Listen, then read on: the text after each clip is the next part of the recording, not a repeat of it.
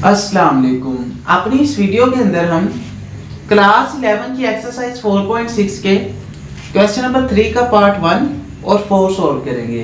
हमें रिक्वायर्ड है find the condition that one root of the equation x square plus px plus q equals to 0 is double the other, और part 4 में है multiplicative inverse of the other. मतलब ये कि आसान अल्फाज के अंदर हमें एक इक्वेशन गिवन है और रूट्स के बारे में बताया गया है कि एक रूट अगर हमारे पास गिवन हो, एक रूट हम लेट्स सपोज अल्फा ले लें तो दूसरा रूट उसका डबल होगा, तो वो क्या बन जाएगा 2 अल्फा। हमने कुछ से नाम लिया है, बीटा भी ले लें, कुछ भी नाम रख लें। और इसी तरह से पार्ट 4 में बताया गया कि अगर एक रूट हम लेट्स सपोज अल्फा ही लें तो दूसरा जो होगा हमारे पास उसका मल्टीप्लिकेटिव इनवर्स होगा, तो इसका मतलब 1 ओवर अल्फा बन जाएगा। तो इस तरह से हमें दो रूट्स गिवन होंगे, तो हमने क्या करना है कि एट द एंड जब इक्वेशन गिवन है और रूट्स भी गिवन है तो एट द एंड हमारे पास जो कंडीशन फाइंड है होगी उसको हमने फाइंड करना है। तो इस क्वेश्चन ये शॉर्ट क्वेश्चंस के हवाले से बहुत इंपॉर्टेंट से क्वेश्चन हैं। तो इन क्वेश्चंस को सॉल्व करने से पहले मैं एक छोटी सी हदीस मुबारका बयान करूंगा, उसके बाद हम इन क्वेश्चंस को बहुत ही डिटेल के साथ सॉल्व करते हैं। तो बुक सही मुस्लिम की हदीस नंबर 868 है। इसमें नमाज का तरीका बताया गया है कि हज़रत अबू हुरैरा रज़ियल्लाहु तआला अन्हु को कहते हुए सुना गया कि रसूलुल्लाह सल्लल्लाहु अलैहि वसल्लम जब नमाज के लिए खड़े होते तो खड़े होते हुए तकबीर कहते, अल्लाहु अकबर कहते, फिर रुकू करते तकबीर कहते, फिर जब रुकू से कमर उठाते तो समी अल्लाहु लिमन हमीदा कहते, फिर क़याम की हालत में रब्बाना वलकल हम्द कहते, फिर जब सजदा करने के लिए झुकते तो तकबीर कहते और जब अपना सर उठाते तो तकबीर कहते, फिर दूसरा सजदा करने के लिए झुकते तो तकबीर कहते और जब सर उठाते तो तकबीर कहते। मतलब सजदा करने से पहले भी तकबीर कहते और बाद में उठ के भी तकबीर कहते। फिर कहते हैं कि जब आप इसी तरह से पूरी नमाज करते यहाँ तक कि इसको मुकम्मल कर लेते हो, जब 2 रकतों से बैठने के बाद उठते तो तकबीर कहते, 2 रकतों के दरमियान में जब उठते तो तब भी तकबीर कहते थे। फिर अबू हुरैरा रज़ियल्लाहु तआला अन्हु कहते हैं मैं नमाज में तुम सब की निस्बत रसूलुल्लाह सल्लल्लाहु अलैहि वसल्लम से ज़्यादा मुशाबिह हूँ। मतलब ये कि वो कह रहे थे कि नमाज में जिस तरह से मैंने आपको तरीका बताया हुजूर भी इसी तरह से बिल्कुल नमाज पढ़ते थे, तो हमें भी चाहिए कि हम हुजूर के तरीके पे नमाज पढ़ें। अल्लाह ताला हमें अमल की तौफीक अता फरमाए, आमीन। अब हम क्वेश्चन की तरफ आगे बढ़ते हैं। तो क्वेश्चन में हमें क्या होता है कि जब भी एक इक्वेशन गिवन हो तो हम और रूट्स गिवन हो, हम क्या करते थे कि उनका सम और प्रोडक्ट ही फाइंड करते थे। तो हमें यहाँ पर हमने कंडीशन फाइंड करनी है। कंडीशन का मतलब ये है कि हम इनका सम और प्रोडक्ट फाइंड करेंगे और एट द एंड यहाँ पर कौन सी कंडीशन हमें मिल जाती है जिसमें हमारे पास वो रूट्स नहीं आ रहे होंगे तो वो हमारे पास क्या होगा, आंसर होगा। सबसे पहले इक्वेशन लिख लेते हैं। हमारे पास है equation x square plus p x plus q equals to 0। हम जानते हैं कि अगर हमने प्रोडक्ट टू सम फाइंड करना है तो सबसे पहले ए बी सी की वैल्यूज लिख लेते हैं क्योंकि उनका वैल्यूज का यूज होना है। तो ए यहाँ पर हमारे पास क्या है, एक्स स्क्वायर का कोफिशिएंट 1, बी हमारे पास है पी और सी हमारे पास क्या है, क्यू। अब नेक्स्ट हम पार्ट 1 को अगर सॉल्व करें तो हमें गिवन है कि अगर वन रूट एक रूट जो है वो दूसरा उसका क्या है, डबल है। लेट्स सपोज हम क्या लिख लेते हैं कि alpha is the root of, let खुद से लिख लेते हैं, alpha is root of x square plus p x plus Q.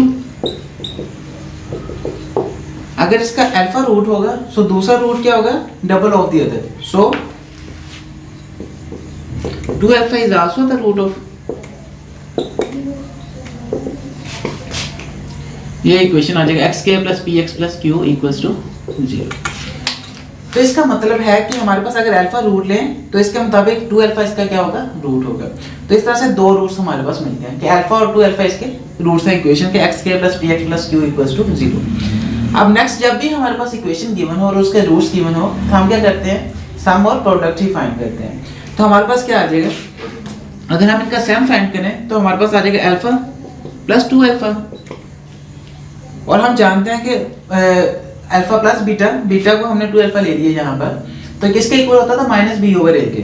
तो इसका सम किसके इक्वल होता है, माइनस बी ओवर ए के। तो ये किसके इक्वल आ जाएगा, माइनस बी ओवर ए हमारे पास क्या मान, तो क्या बन जाएगा ये माइनस बी, और ये किसके इक्वल होगा, अल्फा प्लस 2 अल्फा 3 अल्फा के। तो 3 अल्फा हमारे पास इक्वल होगा माइनस बी के, और यहाँ से अगर हम अल्फा की वैल्यू को फाइंड कर लें तो ये माइनस बी ओवर 3 बन जाएगा। इसको हम इक्वेशन लेट्स सपोज ऊपर लिख लेते हैं कि अल्फा हमारे पास है माइनस बी ओवर 3। अब इसी तरह से हम प्रोडक्ट भी फाइंड करते हैं। तो प्रोडक्ट में हम जानते हैं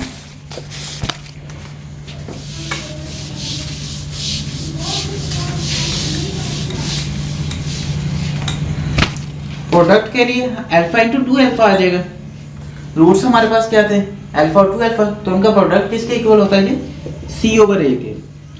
तो c हमारे पास यहाँ पर क्या है, q, और a हमारे पास क्या है 1। तो 2 अल्फा स्क्वायर किसके इक्वल आ जाएगा हमारे पास, q के, 2 अल्फा स्क्वायर। अब नेक्स्ट अगर हम अल्फा की वैल्यू भी पुट कर दें तो हमारे पास क्या बन जाएगी इक्वेशन, वो बन जाएगी जिसमें अल्फा नहीं आ रहा होगा। तो एट द एंड जो आंसर आएगा वो हमारे पास क्या होगा, आंसर होगा, कंडीशन हो जाएगी। तो हम अल्फा की वैल्यू भी इसमें पुट कर देते हैं। तो अल्फा अगर हम पुट करें तो माइनस p ओवर 3, इसका स्क्वायर है किसके इक्वल है, ये q के। तो 2 इंटू माइनस p का स्क्वायर p स्क्वायर बन जाएगा, और 3 का स्क्वायर क्या बन जाएगा 9, किसके इक्वल होगा, q के। तो यहाँ से हमारे पास क्या आ जाएगा, 2p स्क्वायर किसके इक्वल आ गया, 9, इस तरफ मल्टीप्लाई कर दें तो 9q के इक्वल आ जाएगा। तो ये हमारे पास क्या होगा, एट द एंड आंसर होगा या कंडीशन होगी, क्योंकि इसके अंदर हमारे पास अल्फा नहीं आ रहा और एट द एंड हमें ये कंडीशन मिली है जब हम सम फाइंड करें और प्रोडक्ट को फाइंड कर लें। इसी तरह से हम पार्ट 4 को भी सोल्व करेंगे। तो पार्ट 4 के अंदर हमारे पास क्या है,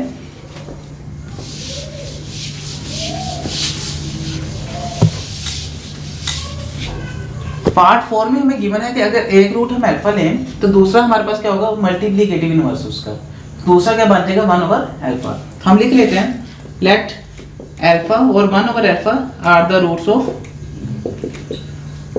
कि ये दो रूट्स हैं x square plus p x plus q equals to 0। अब हमने क्या करना है कि इनका सम और प्रोडक्ट फाइंड करना होता है और हमने at the end condition find करनी होती है। अब हम देखें तो हमारे पास है अल्फा और 1 ओवर अल्फा, तो कंडीशन के लिए हमने क्या करना होता है कि हमने अल्फा को ही खत्म करना होता है या रूट्स को, वैल्यू को ही खत्म करना होता है एट द एंड। हम अगर इनको सिर्फ प्रोडक्ट ही फाइंड कर लें, सम फाइंड करने की हमें जरूरत ही नहीं है। अगर प्रोडक्ट ही फाइंड कर लें तो एट द एंड हमारे पास एक इक्वेशन मिल सकती है, एक ऐसी कंडीशन मिल सकती है जिसमें हमारे पास अल्फा नहीं आ रहा होगा, तो हम वो हमारे पास क्या होगा, आंसर हो जाएगा। तो कितना सिंप्लीफाई सा क्वेश्चन बन जाएगा। सबसे पहले हम क्या कर लेते हैं, इनका प्रोडक्ट ही फाइंड कर देते हैं। तो अल्फा इंटू 1 ओवर अल्फा आ जाएगा, किसके इक्वल होगा, ये c ओवर a के। हम जानते हैं कि c हमारे पास क्या q, तो ये अल्फा अल्फा से कैंसिल हो जाएगा, 1 किसके इक्वल आ जाएगा, c हमारे पास क्या है q और a हमारे पास क्या है 1। अगर 1 को इस तरफ ले लें तो q किसके इक्वल आ गया 1 के। तो यही हमारे पास क्या आ गई, आंसर, कंडीशन आ गई। हम देख सकते हैं इस कंडीशन के अंदर हमारे पास अल्फा वगैरह नहीं आ रहा, एट द एंड आंसर ही आ रहा है। और उसके अलावा भी हमें यहाँ पर अल्फा प्लस 1 ओवर अल्फा करने की जरूरत ही नहीं है, ऐसे चक्रों में पढ़ने को यहाँ ही खत्म हो रहा है, तो हमारा आंसर आ जाएगा। लेकिन दूसरे क्वेश्चन में यहाँ पर ये था कि हमने प्रोडक्ट को सम को इसलिए फाइंड किया था, तो वहाँ से हमें अल्फा की वैल्यू मिली थी, उसको प्रोडक्ट में पुट किया तो हमारे पास कंडीशन मिली थी। लेकिन यहाँ पर हमें ज़रूरत नहीं है तो हम उसको नहीं सॉल्व करेंगे। देखने से आसान सा लग रहा था तो हमने सॉल्व किया तो बहुत ईजी हो गया। आई होप ये वीडियो आपके लिए काफ़ी ज़्यादा बेनिफिशियल होगी। अगर आपको ये वीडियो पसंद आई हो तो इस वीडियो को लास्ट में लाइक कीजिएगा, हमारे चैनल को लास्ट सब्सक्राइब कीजिएगा। तो जैसे नई वीडियोस अपलोड होती हैं हम जल्द से जल्द उन वीडियोस को देखते हैं। Thank you so much for watching. मिलते हैं नेक्स्ट वीडियो के अंदर। अल्लाह हाफिज़।